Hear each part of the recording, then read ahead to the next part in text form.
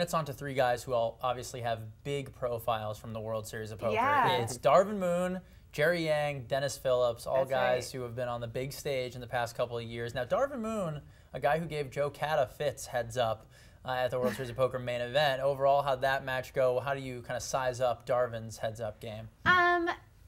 You know, I have to say, like, that, for me, mentally, that was the easiest match for me, just because I never didn't have the chip lead. Like, he went down very fast. It was a very quick match. You know, so it's hard for me to judge just because it like went so fast, and that match was just so easy for me, which may have just been that, you know, I had the cards or whatever. But, you know, it's weird, so I can't really say much about it. It was just by far the easiest match for me. And then Jerry and Dennis in general. I mean, you know, Jerry obviously won the World Series of Poker main event. We don't hear much from him, but Dennis is everywhere. I mean, Dennis is constantly playing. So Jerry was interesting because Jerry liked to keep pots big, which is very antithetical to what I like to do. I couldn't get him to make the pot small. Like, a lot of times you can get your opponent to make the pot small, and I couldn't. So, you know, you have to have some hands. The good news is that you can take advantage of that if you hold some cards, which I think like Barry Greenstein didn't against him. So I managed to hold some cards so I could take advantage of the fact that the pots were maybe too big than they were. But he was tough. I mean, he was definitely a tough competitor. The match lasted a really long time. He played much better than I expected. And it was definitely a tough match to get through. Dennis Phillips was the most interesting match for me because he confused the hell out of me. He's very, like, he does things really differently kind of every time. Like, I think he really believes in sort of mixing it up and being confusing and all that stuff. So he seems like he doesn't have a style defined. Yeah, that's kind of how that when I played against him. Exactly. So you never quite know what's going on with him. So I was definitely confused by him. I was lucky to get him short. And I actually got him short by calling him down with Jack high. And I think that when your opponent makes a call like that that's correct, I think it's mentally hard to recover from that. So I think that's probably the story of that match, was this call that I made with Jack high against him that really, I think, swung the match, and my, you know, the momentum kind of went in my favor. But I don't think I'd want to play him again because I still, to this day, I can't tell you how he plays. And I played for a really long time with him, and I'm totally confused by him. Right, which a lot of times are the most scary opponents to play against. You just can't figure out what to do. Exactly. Send us on to the final match against a longtime friend. Yes! And, you know, back in, you know, Joe, for us, back in the video game days, like, he's like the ultimate boss at the end of a video game. Eric Seidel is a guy who seems to always take it seriously, another guy that you think doesn't really give anything up. How much did you know about him and his playing style from having known him for so long going into it? And then talk a little bit just about that match in general. Well, here's the deal with Eric. He's just good. So, you know, that's really his style. He's just good. He's just good. My brother had texted me some advice about Dennis before the match, which was actually really good advice, by the way. It did help me.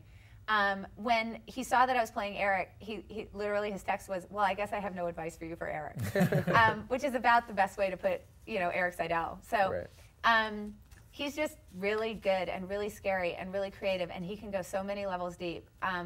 The good news for that match was that after playing 3 really long days where you have to be so mentally tough for the whole time, I felt some relief that I was playing against Eric because I knew that if I lost, I would be just as happy as if I won. And I truly mean that. I don't think anybody would deserve to add that title to the titles that he already has more than Eric. And it's because he's such an amazing player, and if people give you their top 10 lists, it's like they don't even put him on the list because he's just so quiet and so unassuming, and he's not flashy. He's just good. He's just good. He has a quiet, you know, 100 million bracelets. It's really interesting. Yeah, exactly. Everyone that talks about Eric says the same thing. I remember when I first started, Bear said exactly that. You know, I was through with Eric Seidel, and he said, we always would talk about how should I play against this person, that person. And he said, well, you should basically do the things that Eric does. Pay a lot of attention to what he does because what he does is correct almost all the time. So it's interesting to hear you say similar things. And I think that actually he probably knows a little bit less about my game than I know about his. I think he's had less experience with my game. So in the first match, he, I think, had a lot of trouble with me. And it shows you how good he is that in the second match, he played circles around me. Like, I had no shot in the second match. He was playing so well, and he got me so frustrated. I was playing so badly in that match because he just recovered so fast, and he's so mentally tough. Like, he's down 1. Right. He feels like he's been outplayed. You know, and then he just comes back. He goes, well, now I have you figured out. Ha. You know, and I really took a note from that. So when we came into match 3, I kind of flipped that, and I was like, well, okay, now I see what you were doing to me in match 2. I've got that figured out. And we actually ended up playing really even until we got to, you know, 20, 40,000 blinds, and you know, each of us had like 600. So it was like, whatever. Right. He's quietly a very funny guy too. Any like specific words for you? Any specific words for you at the end? Did you guys have a little chat after the victory, or did he storm off, flip over a table? You know, he's known for his blow-ups. He did do that. He kicked a trash can. Said I was like 130-1 to win. No, wait, that was somebody else.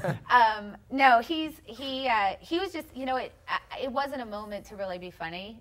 I think that he was, you know, I've known him since I was like 19 or so. So it was just genuine happiness on both of our parts that we got to share that experience. And I think for both of us, it was quite a bit of redemption because, you know, he had the worst record in the history of that. Right, he got out of the first round, yeah. And I kept joking to him because he was on the opposite side of the bracket, so he kept playing his matches before me. And every time he won, I kept saying, well, that's motivation because I can't let you have a better record than me. Right, sure. Right, and so every time that happened, it was like, okay, well, it's motivation. But when I beat Paul Wasika and he beat David Williams, we talked on the phone, and we realized at that point that we actually had a path to each other. And it was this amazing moment of going, wouldn't that be incredible to be able to share this experience together and both sort of find redemption in this event together, and we got to do that. And there's very few people like outside of my brother that I root for more than that guy. So it was really nice. It's great. Well, now on to another fun format up there at Bay 101. You're both shooting star bounties.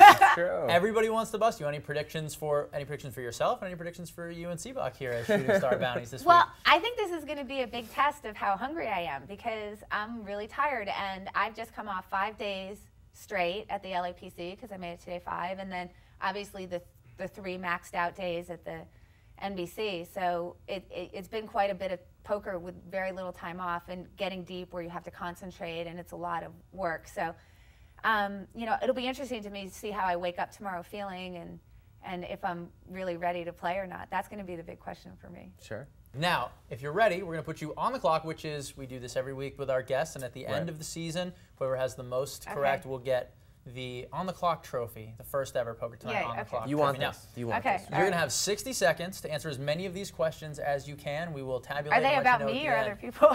Anything. Okay. Absolutely anything. Okay. Anything and everything. So at season 10, you will find out whether or not you are the champion. Okay. Add another trophy to the mantle here. We are with National Heads Up champion Andy Duke about to go on the clock. Floorman? We need the clock. Start it. Okay. All right. Best poker movie ever? Oh, Cincinnati Kid. Who did I just lose to heads up on Poker After Dark? Oh, I don't know. I didn't watch it. Winner of season 1 of The Apprentice.